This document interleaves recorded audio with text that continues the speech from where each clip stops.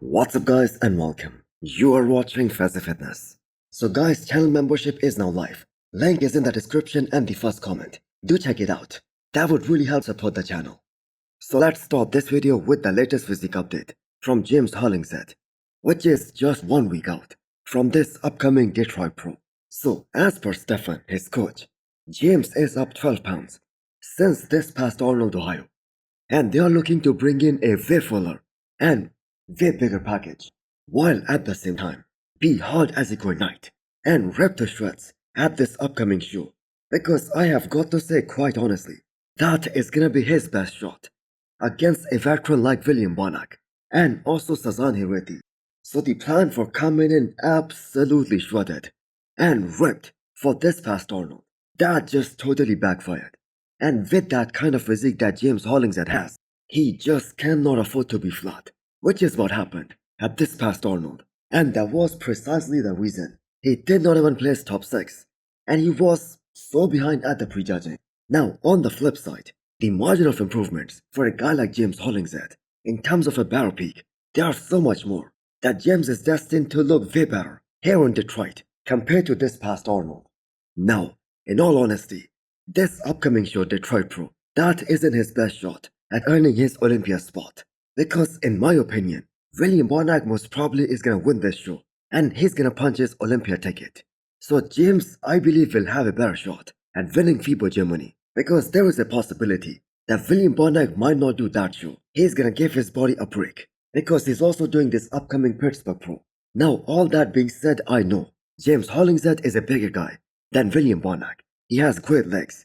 His side shots as well as his back shots are very impressive. But he has to be bang on target 100% to really stand out, especially in deep lineups like we saw at this past Arnold. Now, for those of you guys who do not know, James has also announced that he's also doing the upcoming Pittsburgh Pro.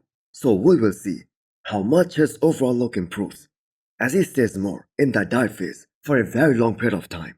So do let me know what are your expectations from James Hollingshead for this upcoming Detroit Pro.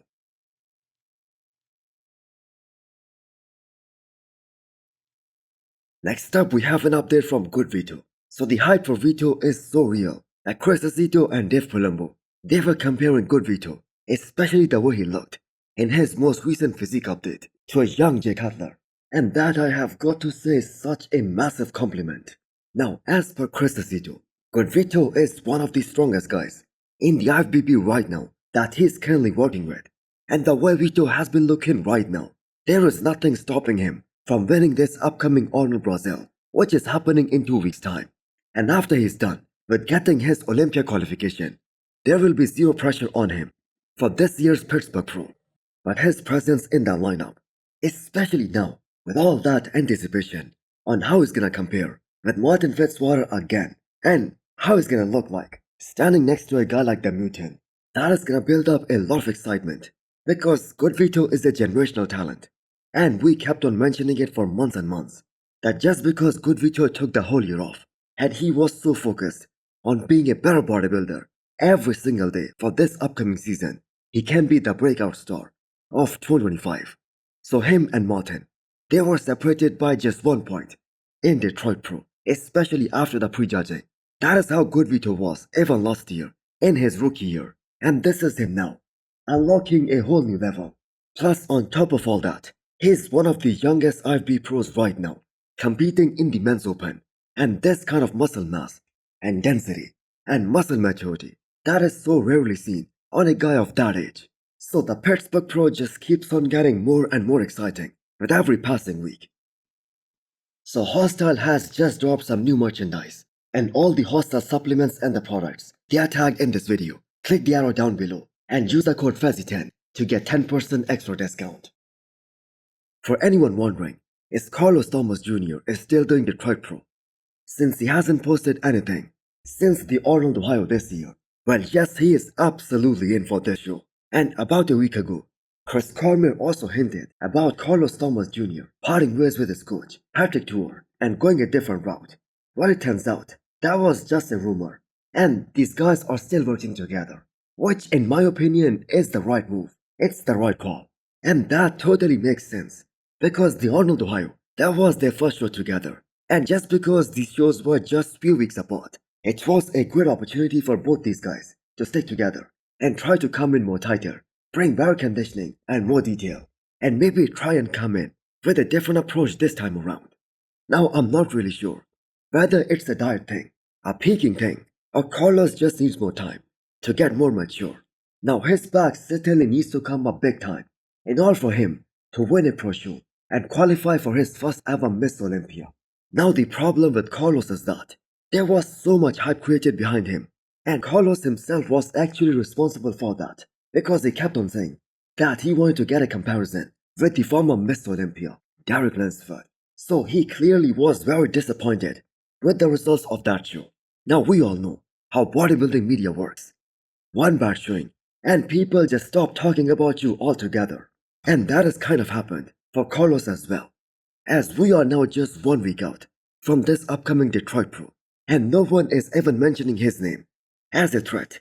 And the fact is, he was being considered the dark horse going into this year's Arnold, and I was actually one of those guys who had him as his dark horse. So just because some of the experts out there, they kept on mentioning that Sasan Hiriti has only two impressive shots, his side shots, and he's gonna lose a lot of ground when he turns around and hits a back double biceps and a back lat spread. Well, here is how his back is looking right now, 6 days out of this year's Detroit Pro. And yes, I know he doesn't have that clavicular width, but there is a lot of thickness and density on that back. And how can you not talk about his freaking calves? I think those are the best set of calves that we have seen in the recent times. So the fact that Sas isn't gonna be the biggest guy on the stage is already given. Even 6 years ago, when he first stopped competing, when he was just placing behind Nathan D'Asia, he was a very well-balanced guy, but he was never a very big guy. So a lot of people out there, they have Sasan beating James Hollingshead in this upcoming Detroit Pro, and some even have him winning the entire thing and beating a guy like William Bonac. Now he will certainly be a bigger version of himself compared to what he looked like last year at the Emperor Classic Spain, and the lack of size, that was his only weakness last year. So last year he did just one show, just to test himself and see how he stacks against some of the heavy hitters of this era, like Behrouz Tabani and Michael Quizzo and William Bonac. So this year, Sasan might do a number of shows and try to earn his Olympia spot. Now for the record, he hasn't been to the Olympia stage ever, and winning his first pro show, that is the goal here.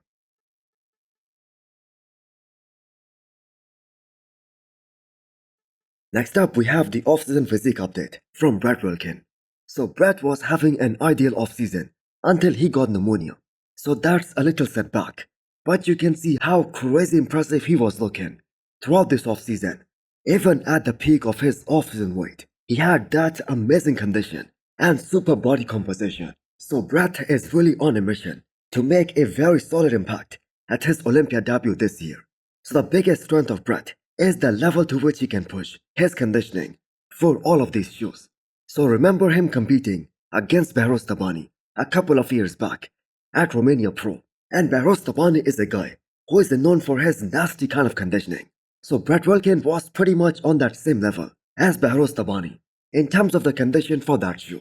So the only problem that we have seen with Brett is that he loses a lot of his wow factor, his size, during those final few weeks, and he ends up looking a bit on the smaller side on the stage, which is something him and Stefan wanna fix. I mean, this is exactly what happened when he was doing the Legion Sports last year. So he had a very solid plan for a 2025 combative season from the start. Put on another 5 to 7 pounds of quality muscle on his frame and bring that same trademark conditioning to his Olympia debut later this year. So he was touching 280 pounds, which is a very heavy weight for a guy like Brett, something he has never done before. Now his best friend and training partner, Martin, shocked the entire bodybuilding world by placing top 4 at his Olympia debut. Now Brett and Martin are built totally differently, especially in terms of that genetic superiority. And Martin rates a lot higher than Brett, but with a full year of pushing as hard as Brett can possibly do to make the maximum improvements, a top 10 finish, or maybe a top 8 finish, that can be a realistic target. But do let me know what you guys think. And also hit the thumbs up button if you liked the video. and smash the subscribe button if you wanna come back for more. Thanks for watching.